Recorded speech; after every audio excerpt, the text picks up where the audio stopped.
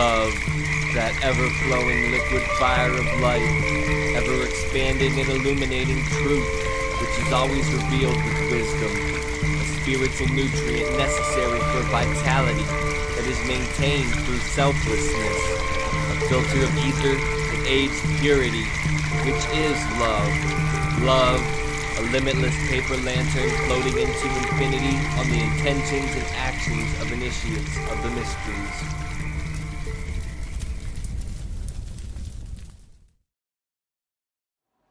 Welcome, fellow Phoenixes, to the Spiritual Phoenix Podcast, where we make a daily offering to the divine by putting our past on the pyre, searching the smoke for spirituality, turning the ashes into art, adapting isolation into connection, and manifesting mental wellness. I'm your host, Ross Cessna, and together we are the Spiritual Phoenix. The intent of this show isn't to tell you what to think, but to get you to think and originally articulate yourself in a way that is uplifting. We're the artists of our lives, and today is a blank canvas. Let's collectively create a better tomorrow. And right now I'd like to take a moment and focus on what we're grateful for today.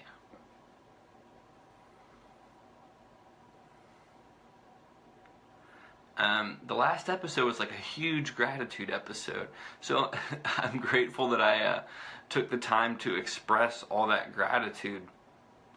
I'm also grateful to be working towards another 100 episodes by being on the 100th and 1st.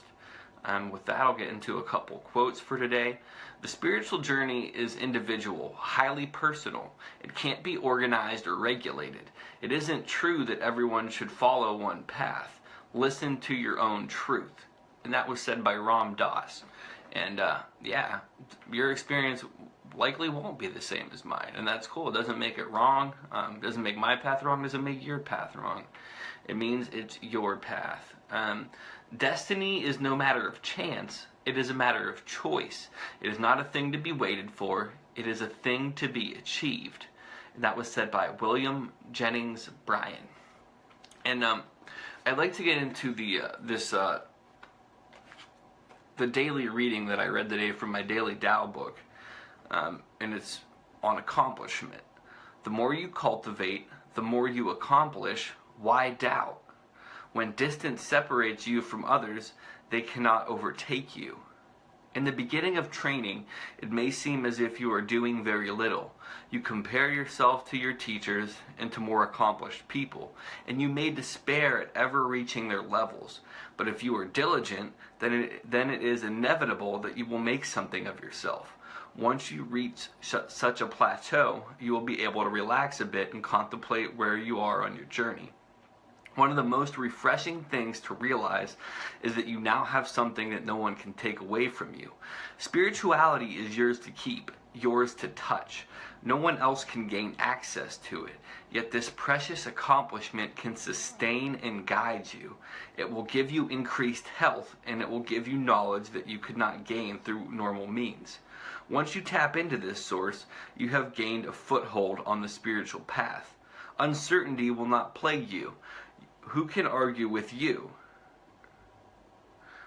You have seen it yourself. So once you have reached this milestone on your journey, it is proper to rejoice a little, indulge in a little contentment, then take up the journey once again. I really liked that that little thing for today. It really resonated with me, because that's one of the things that before I really developed a spiritual practice, my spirituality was somewhat wishy-washy and liable to be upset when people didn't necessarily respect my spiritual beliefs, and I felt weird for having those beliefs. The more that I've kind of progressed and done spiritual practices such as meditation, Tai Chi, even prayer, which was something I never thought I would do, and the more that I've seen different results from practicing those concepts, the more faith I have in my own belief system. And I say it that way because my belief system is flexible and it's organic, to where it's not stagnant. And if something new comes along, or if I can further develop a concept that I have of something, I will do that. One of the things I was thinking about this being episode 101 is, if you look at those numbers, there's like a cool metaphor in there, for me at least. So you view 1 as being non-spiritual, or not having really any understanding of spirituality, and then you view the other 1 as absolute certainty in your beliefs and a defined belief system that doesn't change. And the 0 is saying, yes, there is something, but I'm open to whatever. Anything can be placed in that. It's a vessel more so. And that's the mentality I try to cultivate. There's some structure to it, but there's a wide breadth. And another thing that's also true with having just passed my 100th episode, that achievement applies to this as well.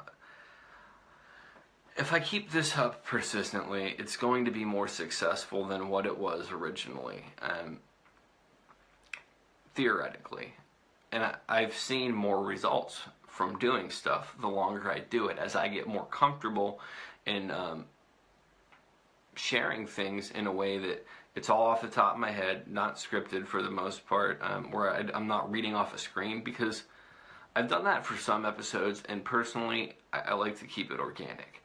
But yeah, with this, it's like the 100th episode was a way to reflect back and look at my accomplishments and be like, wow, I did that. Okay, that's cool. Now it's time to move forward and progress more. There's other things that I want to do with what I've been doing. Different formats for people being on the show, different interviews. Like, I enjoy doing this immensely. It's actually part of something that helps my spirituality in a way, because it's kind of like the concept of you can only keep what you have by giving it away.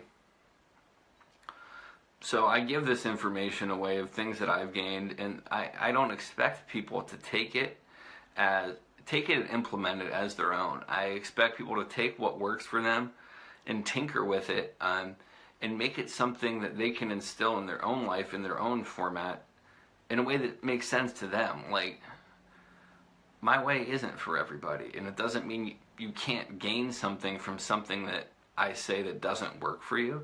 It might give you an alternative outlook to where you can refine a better approach to something for you through your own filter, through your own lens.